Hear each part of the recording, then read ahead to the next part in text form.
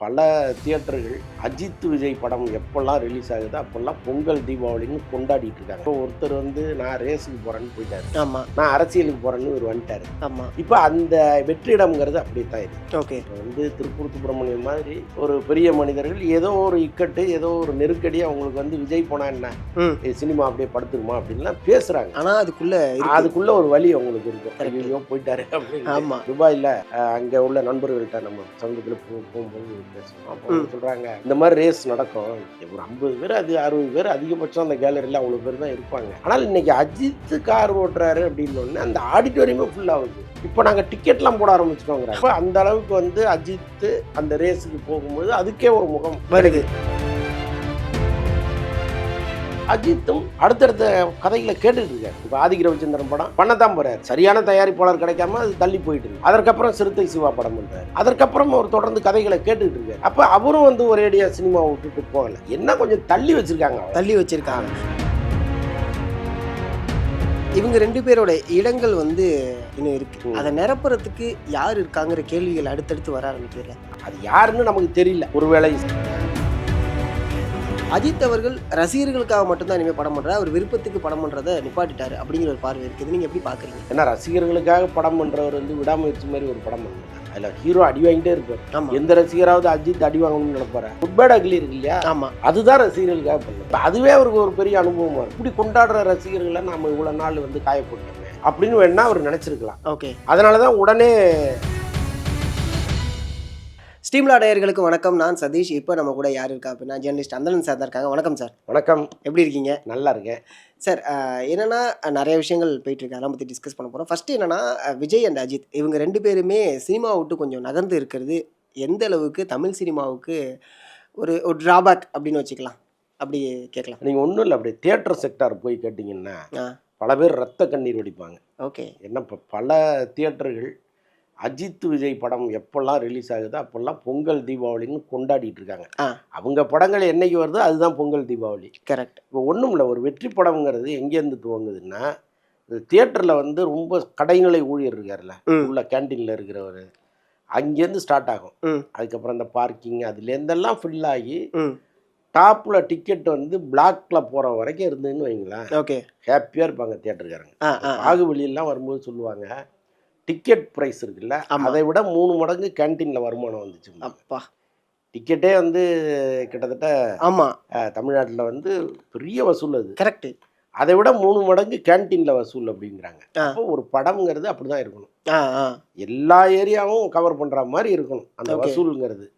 அப்படிதான் அஜித் விஜய் படங்கள் இருந்துச்சு. இப்போ ஒருத்தர் நான் ரேஸுக்கு போறேன்னு போயிட்டாரு, நான் அரசியலுக்கு போறேன்னு ஒரு வந்துட்டாரு. இப்போ அந்த வெற்றிடம்ங்கிறது அப்படித்தான் இருக்கு. இப்போ திருப்பூர் சுப்பிரமணியம் மாதிரி ஒரு பெரிய மனிதர்கள் ஏதோ ஒரு இக்கட்டு, ஏதோ ஒரு நெருக்கடி அவங்களுக்கு விஜய் போனா என்ன சினிமா அப்படியே படுத்துருமா அப்படின்லாம் பேசுறாங்க. ஆனா அதுக்குள்ள ஒரு வழி அவங்களுக்கு இருக்கும். ஐயோ போயிட்டாரு அப்படின்னு. ஆமா, நீங்க அப்படி பேசலன்னு வச்சுங்களேன், ஏதோ ஒரு விஜய்க்கு ஆதரவானவர் அப்படின்னு ஒரு முத்திரையை குத்துவாங்க. அது அரசியல் ரீதியா ஒரு தவறான ஒரு பார்வையா வந்துருங்கிறது. அவங்க அதெல்லாம் ஒன்றும் பிரச்சனை இல்லைங்கிறாங்க. ஆனா உள்ளபடியே அவங்க 2 பேரும் போனது தமிழ் சினிமாவுக்கு மிகப்பெரிய இழப்பு தான். ஏன்னா இப்ப வருஷத்துக்கு ஒரு படம் தான் பண்றாங்கன்னே வச்சுப்போம், சம்டைம்ஸ் 2 படமா கூட வருது. பட் அந்த ஒரு படம் ஒரு வருஷத்தை தீர்மானிக்குதா? இல்லைங்க, அவங்களுக்கு அது ஒரு பெரிய பிஸ்னஸ் ஆகுது இல்லையா. இப்போ சின்ன படங்கள் ஓடுது, இப்போ தாய் கிழவிய 100 கோடி வசூல்னு சொல்றாங்க. கரெக்ட். பட் இதெல்லாம் அந்த வசூல் ஆகிறதுக்கான நேரம் இருக்குல்ல, ஆமா, அந்த கால இடைவெளியை இது ரொம்ப ஈஸியா அடிச்சிடும். Okay okay. இது ஒரு 3 நாள் 4 நாள்ல அடைக்கிற இதை ஒரு வாரத்திலே மேக்ஸிமம், அதான் சொல்றேன். அந்த இது மற்ற படங்களுக்கு கிடையாது.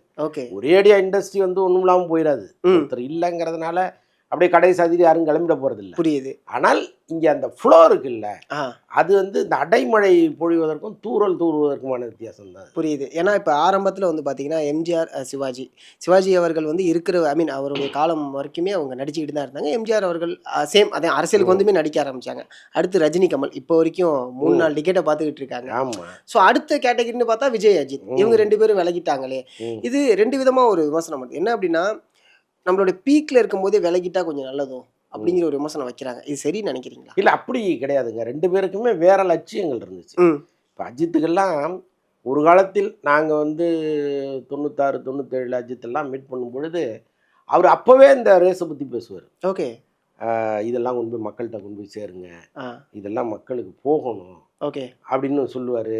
ஃபோட்டோ செஷன் பண்ணுவார். அவர் பைக்கு ரேஸ் ஓட்டுற மாதிரிலாம் ஃபோட்டோ செஷன் எடுத்து அதை காலண்டராக போட்டு எங்களுக்கெல்லாம் கொடுப்பாரு. ஓகே. ரொம்ப இதை பற்றி பேசிட்டே இருப்பார்.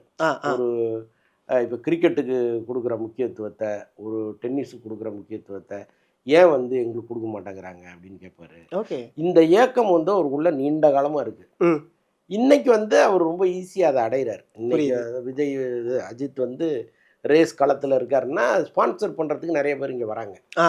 அதே மாதிரி வந்து துபாயில் அங்கே உள்ள நண்பர்கள்ட்ட நம்ம சமீபத்தில் போகும்போது பேசணும். அப்போ சொல்கிறாங்க, இந்த மாதிரி ரேஸ் நடக்கும், ஒரு 50 பேர் அது 60 பேர் அதிகபட்சம் அந்த கேலரியில் அவ்வளோ பேர் தான் இருப்பாங்க. ஓகே. பெரிய பெரிய ஆள்லாம் வண்டி ஓட்டிகிட்டு இருப்பாங்க. ஆனால் ஒரு 60-70 பேரை தாண்ட மாட்டான். ஓகே. ஆனால் இன்னைக்கு அஜித் கார் ஓட்டுறாரு அப்படின்னோடனே அந்த ஆடிட்டோரியமே ஃபுல் ஆகுது. புரியுது. இப்போ நாங்கள் டிக்கெட்லாம் போட ஆரம்பிச்சிட்டோங்கிறாங்க. ஒரு காலத்தில் ஓசியில் பார்க்க அனுமதிச்சவங்க இன்னைக்கு பெரிய அளவு டிக்கெட் போட்டு நாங்கள் வந்து அதை பண்ணுறோம் அப்படின்னு சொல்கிறாங்க. அப்போ அந்த அளவுக்கு வந்து அஜித் அந்த ரேஸுக்கு போகும்போது அதுக்கே ஒரு முகம் வருது. ஸோ அது அவர் நீண்ட கால ஆசையை இன்னைக்கு அவர் நிறைவேற்றுகிறார். ஓகே. அவருடைய லட்சியத்தை நோக்கி அவர் போறாரு. அவருக்கு சினிமாங்கிறது 2ஆம் பட்சமா இருக்கு. புரியுது. அது அவருடைய உரிமை. கண்டிப்பா. ஆமா. இந்த பக்கம் பார்த்தீங்கன்னா விஜய்க்கு ஒரு நீண்ட கால கனவு அரசியலுக்கு வரணும்னு அவங்க அப்பா கூட சொல்றாரு. திடீர்னு ஒரு நாள் நான் அரசியலுக்கு போறேன்ப்பான்னு என் பையன் சொன்னாரு. நான் சரிப்பான்னு சொல்லிட்டேன் அப்படின்னு அவர் சொல்றாரு. ஸோ அவருக்கும் ஒரு அரசியல் கனவு வந்து அதை நோக்கி மெல்ல மெல்ல மெல்ல நகர்ந்து இன்னைக்கு பார்த்தீங்கன்னா ஒரு போராட்டமெல்லாம் எம்ஜிஆர் மாதிரி ஒரு பெரும் கூட்டம் திரளுது. ஒரு புதிய சக்தியாக அரசியலுக்கு வந்து அரசியல் கட்சி ஆரம்பித்து முதல் தேர்தல்லையே இவ்வளவு பெரிய வாக்கு வங்கியை ஒருத்தர் வாங்குறதுங்கிறது விஜய் தான். கரெக்ட். அப்போ அவர் இவ்வளவு கால லட்சியத்தை ஈஸியாக நிறைவேற்றிட்டு போகிறாரு. அப்போ இவங்க 2 பேரும் இருந்த ஒரு தொழிலை விட்டுட்டு ஒரேடியாக போயிட்டாங்களான்னா இல்லை. அஜித்தும் அடுத்தடுத்த கதைகளை கேட்டுக்கிட்டு இருக்காரு. ஓகே. இப்போ ஆதிக் ரவிச்சந்திரன் படம் பண்ணத்தான் போகிறாரு. சரியான தயாரிப்பாளர் கிடைக்காம அது தள்ளி போயிட்டு இருக்கு. அதற்கப்புறம் சிறுத்தை சிவா படம் பண்றாரு. அதற்கப்புறம் அவர் தொடர்ந்து கதைகளை கேட்டுக்கிட்டு இருக்காரு. ஓகே. அப்ப அவரும் வந்து ஒரேடியா சினிமாவை விட்டுட்டு போகல.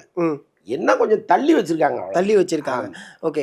இப்ப இவங்க 2 பேரோட இடங்கள் வந்து இன்னும் இருக்கு. அதை நிரப்புறதுக்கு யார் இருக்காங்கிற கேள்விகள் அடுத்தடுத்து வர ஆரம்பிக்கல. அது இயற்கை தானா உருவாக்குறது தாங்க. ரஜினியும் கமலும் பீக்கில் இருக்கும்போது ஒரு அஜித் விஜய் அங்கே வருவாங்கன்னு யாருமே கணிக்கலையே. பல நடிகர்கள் இங்கே இருந்தாங்கல்ல. ஆமாம். யாருமே வந்து அந்த இடத்தை இவங்க தான் வந்து பிடிக்க போகிறாங்கன்னு நினைக்கவே இல்லையே. ஓகே. திடீர்னு வந்தாங்க. அப்படியே அதுக்கேற்ற மாதிரி சோசியல் மீடியா வந்துச்சு.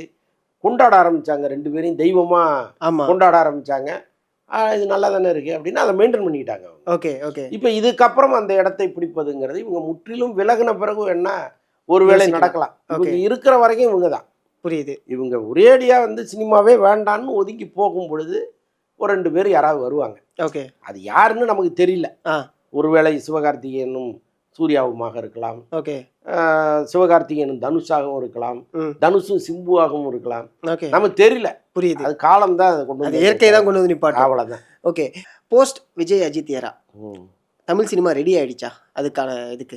இல்லைங்க, அப்படி சொல்ல முடியாது. அதான் அவங்க முழுசா சினிமா விட்டு போகல. ஓகே. அப்போ என்னைக்கு அவங்க அதை அறிவிச்சுட்டு போறாங்களோ அதுக்கப்புறம் தான் இந்த கேள்விக்கே இடம் இருக்கு. ஓகே. புரியுது. அது வரைக்கும் அந்த கேள்வி நம்ம எழுப்ப வேண்டிய அவசியம். ஓகே. ஏன்னா நம்ம இங்கே எல்லா படத்துக்குமே ரசிகர்களுடைய கொண்டாட்டம் இருக்கான்னு கேட்டால் ஓரளவுக்கு தான் இருக்குது. ஆனால் ஒரு விஜய் படம் வரும்போதோ ஒரு அஜித் படம் வரும்போதோ தான் இந்த FTFSங்கிற கல்ச்சர் வந்து அதிகப்படியாக உருவானதே இவங்க 2 பேரோட படங்கள் தான். அது இல்லாமல் அந்த கொண்டாட்டம் இல்லாமல் இங்கே ரசிகர்கள் ப்ளஸ் வந்து சினிமா ரசிகர்களுக்கே அது கொஞ்சம் ஏக்கம் தானே. அது எப்படி இருக்கும்? ஆமாங்க, கட்டாயமாக. இப்போ பாருங்கள், துணிவு வரும்பொழுதெல்லாம் பார்த்தோம் நம்ம தியேட்டரில் ஒரு பையன் இறக்குற அளவுக்கு அந்த கொண்டாட்டம் இருந்துச்சு. ஆமாம். அதற்கப்புறம் தான் இந்த நள்ளிரவு அதிகாலை இதெல்லாம் வந்து ஸ்டாப் பண்ணாங்க. ஸோ அப்போ அந்த செலிப்ரேஷனுங்கிறது தானாக வரணும். நீங்கள் பணம் கொடுத்து உருவாக்க முடியாது. பல நடிகர்கள் வந்து ரசிகர் மன்றத்தை பணம் கொடுத்து வளர்க்குறாங்க. அவங்களே போஸ்டர்லாம் அடிக்கிறாங்க, இறைவனே தெய்வமே சந்திரனேலாம் ஒட்டிக்கிறாங்க. ஆனால் அதெல்லாம் வந்து கூலிக்கு மாரடிக்கிற கதை தான். ஓகே. தானாக வரணும். ஆமாம். இப்போ அஜித் வந்து ரசிகர் மன்றங்களுக்கு பெருசாக பணமெல்லாம் கொடுக்கறதில்ல. ஆனால் அந்த மன்றம் கலைத்தாலும் கலையாம இருக்கு. ஆமாம், கலையாமல் இருக்குது. அவங்க ஒரு அஜித் படம் வருதுன்னா அவங்களே ஏதோ பணத்தை போட்டு ரெடியாகி பெரிய செலிப்ரேஷனாக அதை கொண்டாடுறாங்க. இந்த மனநிலை இப்போ பணம் கொடுத்து ஒரு கூட்டத்தை கூட்டுறாங்கல்ல, அவங்களுக்கு வருதான்னா கிடையாது. ஓகே. அந்த ரசிகர்களுக்கு வரவே வராது. அப்போ தானா அப்படி ஒன்று உருவாகிற வரைக்கும் இந்த கேள்விக்கு இடமே கிடையாது. புரியுது. ஏன்னா எப்போதுமே ஒரு கொண்டாட்டத்துக்கான நாடு தான் தமிழ்நாடு. எந்த நிகழ்ச்சியா இருக்கட்டும், எந்த படமா இருந்தாலும் ஓரளவுக்கு கொண்டாடிடுவாங்கன்னு வச்சுங்களேன். அது இல்லாம போயிடுமே வையா! அப்படிங்கிற மாரியான ஒரு ஏக்கம் வந்து ரசிகர்கள் மத்தியில உருவாக்கிடுச்சுல்ல. இப்ப அஜித் அவர்களுமே டாக்குமெண்ட்ரி தான் ரெடி ஆயிட்டு இருக்கு. சோ அத எப்ப எதிர்பார்க்கலாம்? இல்ல கட்டாயமா ஒரு படம் வரதாங்க போகுது. அதுல நீங்க வந்து அவர் வராதுன்னு சொல்ல முடியாது. ஓகே. அவர் அதை அப்படி அறிவிக்கவே இல்ல. இப்ப படம் இல்லாத நேரத்துல அல்லது இந்த படத்தை துவங்கி அது வர்றதுக்கு லேட் ஆகுங்கிற வேலையில இந்த படத்தை கொண்டு வரலாமே, இந்த டாக்குமெண்ட்ரியை கொண்டு வரலாமேன்னு அவங்க நினைக்கிறாங்க. ஓகே. அதை எல்லாமே ரெடி பண்ணி வச்சுட்டாங்க. பேக்ரவுண்ட் மியூசிக்லாம் அனிருத் போட்டு கொடுத்துட்டாரு. ஏனோ மே 1ஆம் தேதி வர வேண்டிய படம் வரல. அதுதான் எல்லாம் எக்ஸ்பெக்ட் பண்ணது. ஆக்சுவலாக அதை ஏன் அவர் வந்து தள்ளி போட்டாருன்னு எனக்கு தெரியல. பட் அந்த வேலைகள் எல்லாமே அவங்க பண்ணி ரெடியாக தான் வச்சுருக்காங்க. ஓகே. அது வந்து லைக் முழு நீள அஜித்தை பற்றின நிறைய விஷயங்களை உள்ளடக்கின ஒரு டாக்குமெண்ட்ரியாக இருக்கும். ஆமாம், ஒரு டாக்குமெண்ட்ரி தானே. ஓகே. அதில் வந்து பெருசாக சுவாரஸ்யமாக இருப்பதற்கு வாய்ப்புகள் இல்லை. அஜித்தை பற்றி எல்லாருமே வியந்து பேசுவாங்க. அவரோட ட்ராவல் பண்ண எல்லாருமே வியந்து பேசுவாங்க, அவ்வளோதான். அதை தாண்டி அதில் ஒன்றும் இருக்க வாய்ப்பு. ஓகே. அதேமாதிரி வந்து பார்த்தீங்கன்னா நீங்கள் சொன்ன ஒரு விஷயம் இருக்குது. என்னென்னா ஒரு முன்னணி நடிகராக இருக்கக்கூடியவர், ஒரு மாஸ் ஃபேன்ஸை வச்சுருக்கக்கூடியவர் இந்த இந்த இந்த ஸ்போர்ட்ஸை சப்போர்ட் பண்ணும்போது அந்த ஸ்போர்ட்ஸுக்கான வேல்யூ அதிகமாகுது. அதே சமயம் ஒரு ரேசிங்கிறத ப்ராப்பராக ப்ரொஃபஷனலாக பண்ணலாம். அதுக்கு இவர் ஏன்னா அஜித் அவர்களுடைய ரசிகர்கள் வந்து அவங்க சொல்கிறது எல்லாத்தையுமே பின்பற்றிட்டு தான் இருந்தாங்க. இப்போ எம்ஜிஆரோட ரசிகர்கள் எப்படியோ அதுமாதிரி தான் அஜித் ரசிகர்களுமே இருந்தாங்க. ஸோ அதுக்கு உதவுது இல்லை இந்த ஒரு டிரான்ஸ்ஃபர்மேஷனுங்கிறது? இல்லைங்க, இது ரொம்ப காஸ்ட்லியான விளையாட்டாக இருக்குது. ஓகே. இப்போ இதுவே வந்து அஜித் ஒரு கிரிக்கெட்டராக இருக்காருன்னு வைங்களேன். இப்போ அஜித் ரசிகர்கள் எல்லாமே வந்து சாயங்கால நேரத்தில் கிரிக்கெட் ஆட ஆரம்பிச்சிருவாங்க. ரைட். நான் தாண்டா தலை அப்படின்லாம் ஆட ஆரம்பிச்சிருவாங்க. பட் இங்கே அந்த காரை நீங்கள் வந்து பார்க்குறதே கஷ்டம். புரியுது. நீங்கள் ஓட்டுறது அப்புறம் எங்கேயாவது ஒரு அந்த கார் நிற்கிதான்னு நீங்கள் பார்க்குறதே கஷ்டம். ஸோ அப்படி வந்து ஒரு பணக்கார விளையாட்டாக இருக்குது. அதை வந்து அவர் தேர்ந்தெடுத்துட்டார். ஓகே. அதை ரசிகர்களுக்கு கடத்த முடியாது. இன்னொன்று வந்து அந்த விளையாட்டில் பெரிய மைனஸே என்னன்னா உள்ள கார் ஓட்டுறது யாருன்னு யாருக்குமே தெரியாது. அந்த நம்பர் சுற்றி வரும். கரெக்ட். உள்ள தலை இருக்காருன்னு நீங்கள் முடிவு பண்ணிக்கணும், அவ்வளோதான். ஓகே. பட் இது வந்து வேற எந்த விளையாட்டுலையும் இது கிடையாது. அங்கே நீங்கள் டிரான்ஸ்பரண்டாக அவர் இருப்பார், ஒரு 6 அடிப்பார், கூட்டம் எந்திரிச்சு கொண்டாடும், அவருடைய முகபாவங்களை நம்ம பார்க்கலாம்.